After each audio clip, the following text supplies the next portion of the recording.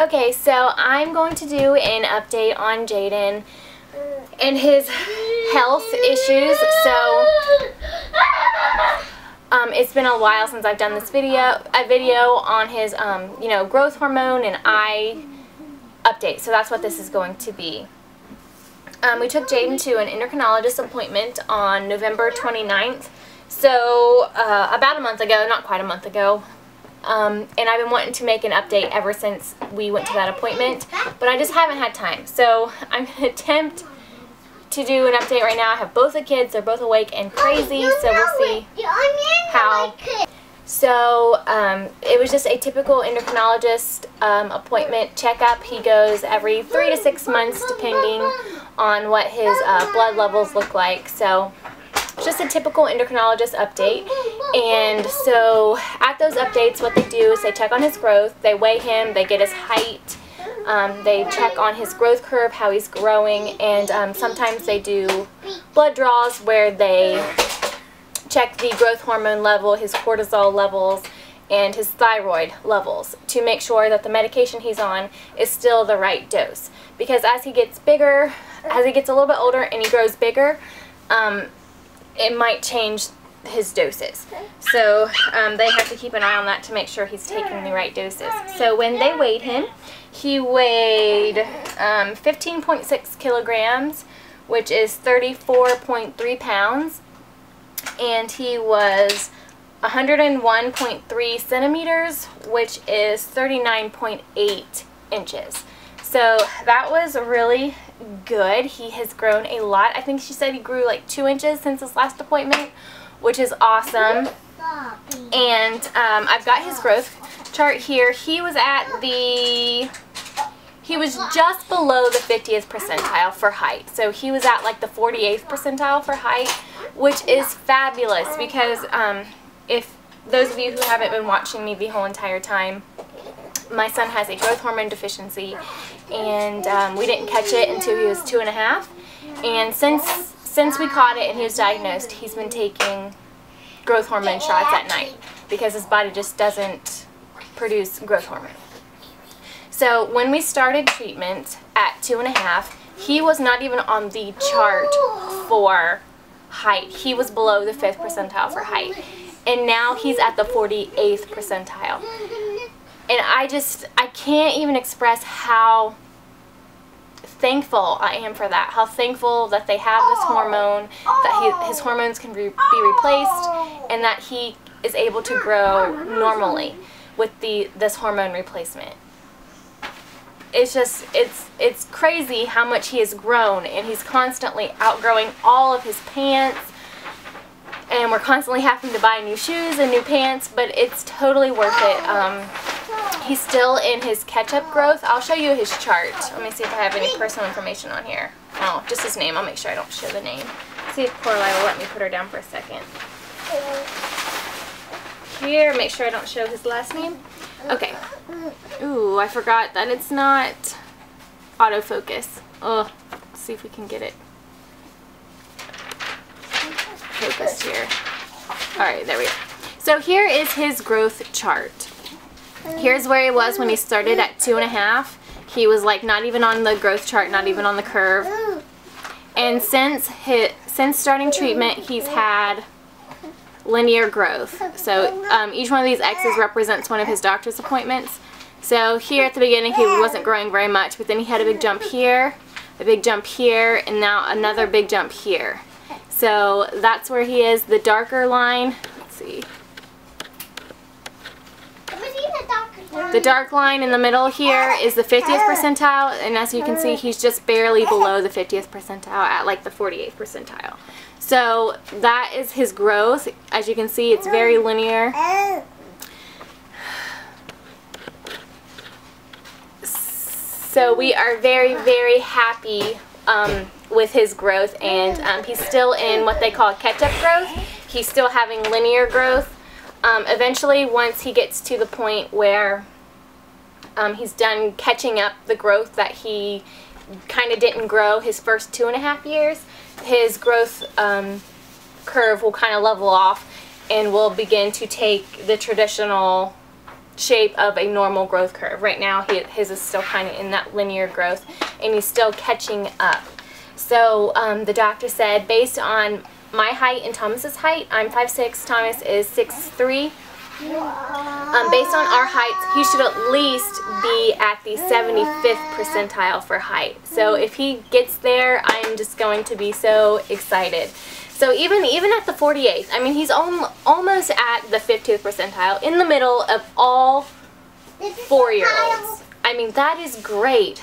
He's no longer considered small anymore, you know. He's the normal size of a typical 4-year-old, and that is just amazing. So if he makes it to the 75th percentile, I will be ecstatic, because I'm already really happy with him being at the 48th. So if he does make it to the 75th, oh, that would just be amazing. So his growth is doing really, really well. I forget what percentile he was for height.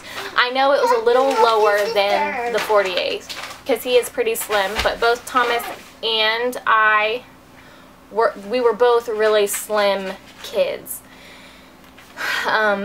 You may not know it now with Thomas, because he's a pretty big guy now, but he was a very skinny and tall kid, and I was a skinny kid. So him being really slender is no surprise, but his weight was still really good. So that was his appointment. At his appointment, he also got a flu shot, and they did that in his right leg, and he did not like that. He did not want to be held down for that, but he was a big boy. And then he had his blood drawn in his arm to check his levels, which he threw a huge fit about getting his blood drawn, but he does every time. He kind of knows when we go in there what's coming, so he didn't like having his blood drawn, but he did it, and he was a really big boy, and as soon as they were done, he stopped crying, and he just asked for a sticker. They didn't have stickers, but they gave him like a little thing of bubbles and a little bouncy ball, and he really thought that was cool. So and then we got his blood results back, and all his levels were fine in the normal range, so we did not have to change his dosage.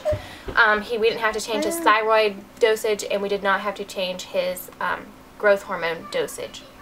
We're still pulling back to the 12 mark on the insulin syringe to give him his growth hormone medicine, and he's still taking half a tablet of an 88 mcg thyroid pill.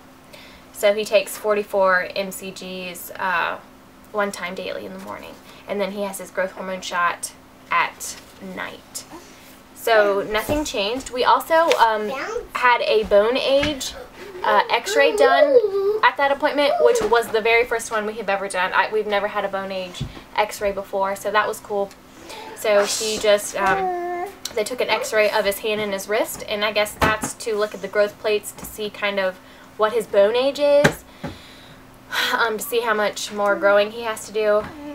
And we didn't get the results to that, so I'm not quite sure what the results to that are. They didn't mention it, so I'm going to have to ask about that at his next appointment just to see what that was. But I think it was mainly just to get kind of like a baseline. Yeah, that appointment went really well. And I haven't talked about his eyes in a while. Last time he was at the doctor's, it was a few months ago. It was kind of a while back, actually, when he got his new pair of glasses. They had a doctor's appointment with that, and when we go to the endocrinologist, it's always a really positive experience. I enjoy going to the endocrinologist. They always have really good news telling us he's growing well and he's nice and healthy. But at the eye doctor, oh, it's so funny. At the eye doctors, it's always different. It's never an exciting, positive experience, because it's always a reminder that he doesn't have sight in that right eye. So it's always really hard to go to that appointment, because they always try to patch his good eye, you know, they check both eyes. They patched his good eye, and he couldn't see anything. They show him letters, and you know, he has to say what the letters are with one eye patched, and they had the letters as big as they would go, and he could not see the letters. So he basically has no vision in that right eye, and it's so sad to see him try to see out of it when we know that he really can't see anything. And he's still not quite old enough to explain to us what exactly he's seeing, whether he can see shadows in that eye or whether he can see a little bit. We don't know how much he can see out of that eye, but it's really obvious and really clear that he doesn't see much. He might just be able to see shadows or something, because like I said, when he had his good eye patched, he couldn't see anything. And it always breaks my heart, because day to day I forget that he doesn't have vision in that eye. It's easy to forget, because to us he's completely normal. It doesn't seem that like he doesn't have vision in that eye, because he just acts completely normal. And you wouldn't know it unless someone told you. So those appointments, it's just always a reminder that he's blind in that eye, and it's just always a huge downer, and I just feel bad. But we always have to remind ourselves that he can't miss what he's never had, and he's never had vision in that eye.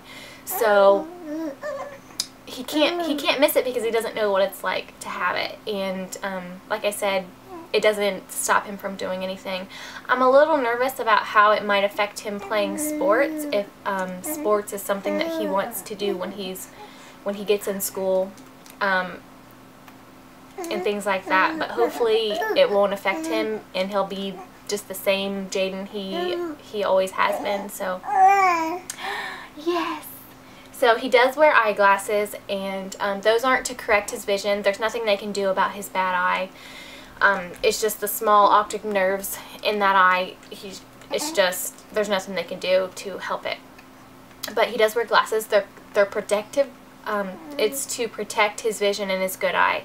It is to make sure that his good eye doesn't get any weaker, and that his good eye stays nice and healthy.